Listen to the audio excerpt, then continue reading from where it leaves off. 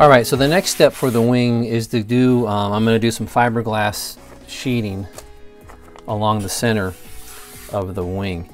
Now the kit doesn't have this in the plans, and I find that interesting because on the kit that I did a long time ago, like back in the 1980s, the original kit I built that I've mentioned a few times, it did have the fiberglass banding, and I thought for a minute there maybe I lost that. When I opened this kit up, maybe I lost it, or maybe it wasn't included for some reason, but it's nowhere in the instructions to put a fiberglass sheeting along the center, which is a pretty common thing to do when you're building planes out of kits.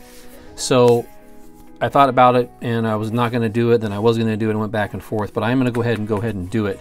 So the way I am going to do it is I have sort of two thicknesses, or two weights.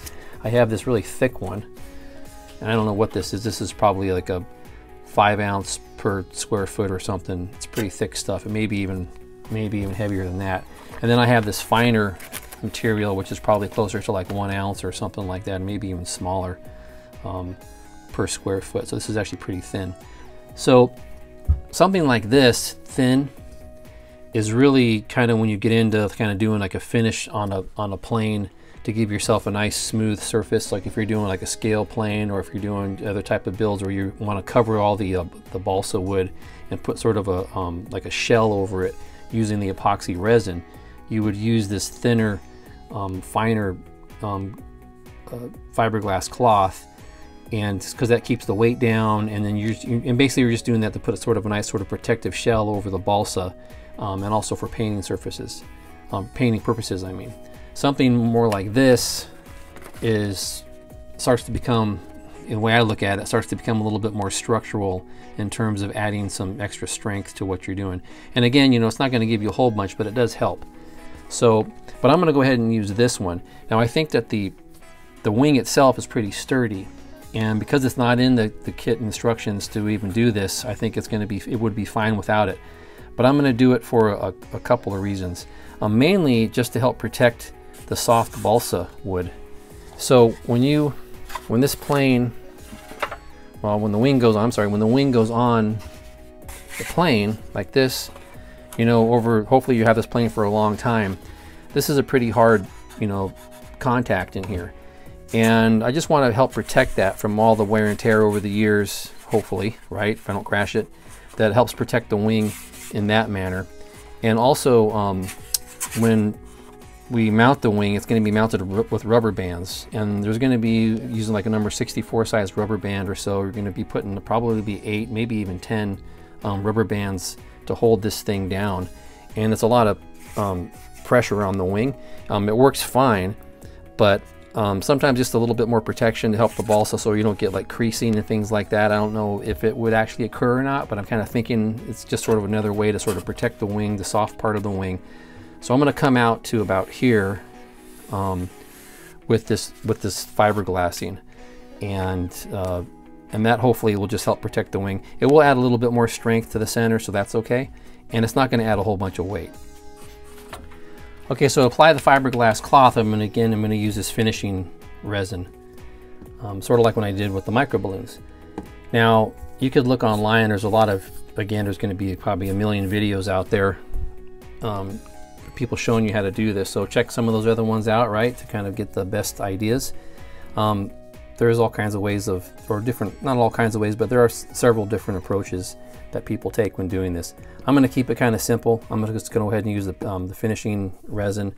Some people thin this out with, I think, alcohol to make it more watery and such.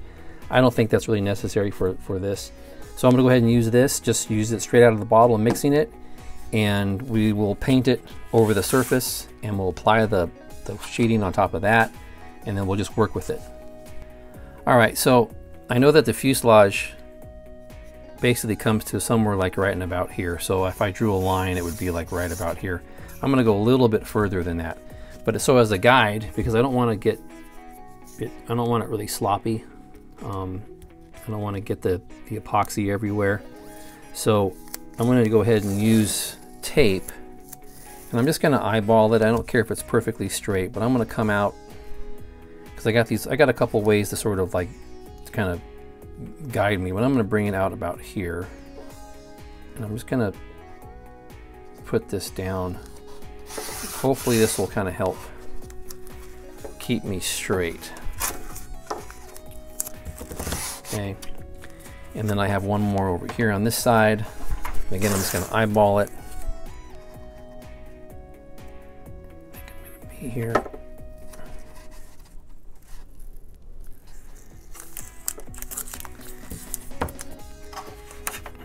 And I'm going to use this as just sort of I'm going to put the epoxy resin down. I'm obviously going to cut my sheeting, but once I get the epoxy resin, I'm going to paint the epoxy resin over this, and I'm going to pull these off just so I can kind of keep it straight. And then I'm going to put the sheeting on over that. So again, this is just me being a little bit nitpicky about what I'm doing. And I'm going to start with the bottom, because I figure if I mess up, at least the bottom's the best place. Maybe I can hide it if I make a mistake.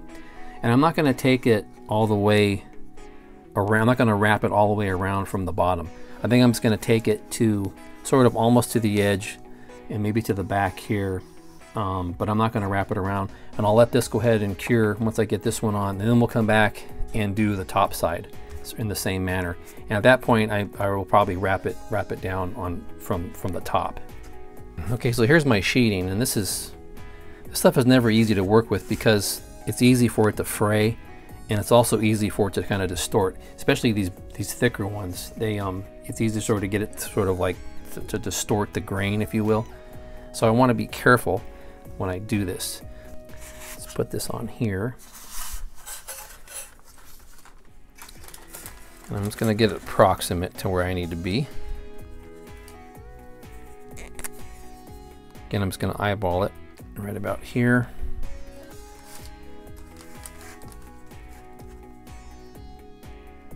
Maybe like about there. Because I can always cut it later. Probably right about there. Okay. Hold the straight edge down very strong as I can, and carefully use a sharp X-Acto blade. You cut it with scissors, but that tends to sort of muck it up on the edge. Hopefully that worked.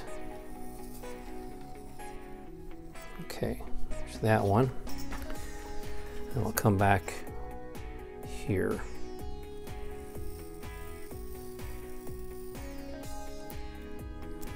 Careful with those X-Acto blades. Okay, there we go. All right, so this is going to go right here, about like that. And then what I can do is, I know that I'm over, right? I'm kind of overlapping, and I can just cut that off after this thing cures up. I can just cut the overlap off. So it's going to go pretty much like that. Now I do have the center section here, which obviously is not going to be covered like that. But I am going to go ahead and just do it the whole thing, and then I'll just come back and basically cut that window out. Okay, so let's go ahead and mix our epoxy resin. This I'm going to need a lot. Now I think this stuff gives me about a 30-minute working time. So I'm going to start by, I'm just going to paint it on the surface. I'm using an old brush, and then I can clean this off with, I have acetone or alcohol. I can do that to clean the brush off. I'm just going to start back here.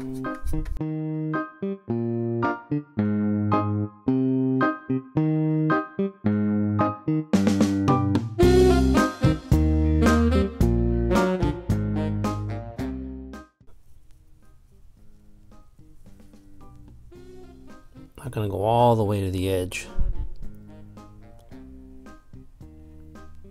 And I can always, like I mentioned, I can always come back and trim it off the trailing edge. Okay, it's good. I hate when these little pieces come off. Okay. Okay. And the reason I'm not going over like over this way and then to come back the other with the top is because I don't want to make it too thick around the edges.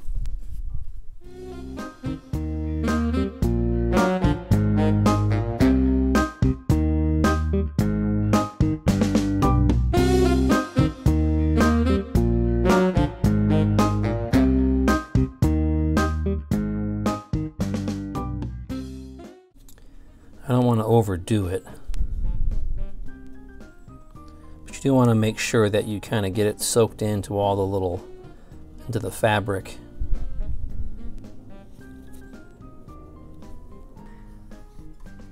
And the thing about doing something like this, like I said earlier, it's not probably critical for this plane, but if you are building kits for the first time, or you're just kind of, you know, something like this plane is not a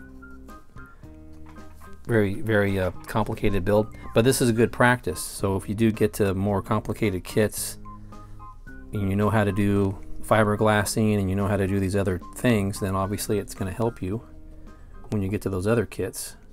So I'm going to come out a little bit on the edge here, so I give it a little bit of weight, so it'll kind of keep it down. Then we can trim it. Now you can use like a credit card, like old credit card, or like cardstock to sort of push that stuff down into the low spots and to kind of push it into the fabric. This thing seems to be working pretty good right now, so I don't think I really need to do that. So you take something like this. If you're going to do that, you're kind of pushing it, kind of doing something like this to kind of remove the excess out of here.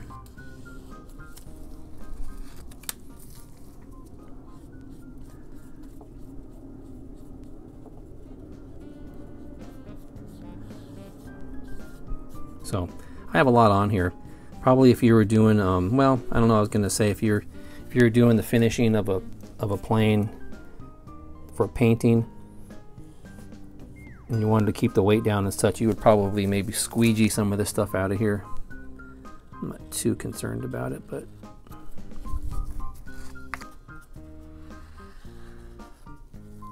if I do that, that's not a bad idea, I guess. I get some of that excess in there. Then a little bit of a problem you have, if you want to call it that, is you do get a little edge on here. So when you're sanding, you want to make sure that you don't try not to get your you don't want to put a divot where the epoxy is, where epoxy kind of meets the balsa wood. So that's why I'm kind of going a little bit beyond to kind of help with that process. So now pull these off of here.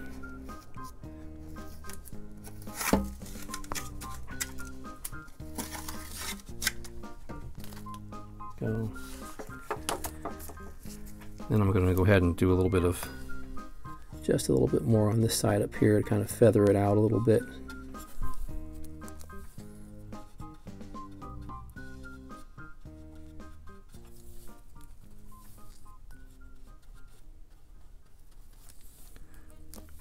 This way, like when I said, when I sand it, I won't have like a, you know, if it was raised a little bit here because of the edge of the fiberglass cloth, and it was just balsa right there, probably would end up with a little step in your, so this may help a little bit with that. Okay, so let's this is it for now. I'm going to let this cure overnight, come back and trim it, maybe sand this edge up here again just to make it kind of like a smoother transition, and then come back and do the top part. I forgot, I did want to mention that you can come back and you can sort of blot the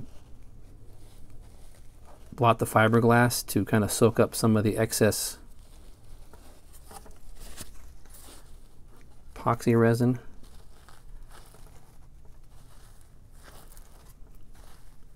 Doing this to it.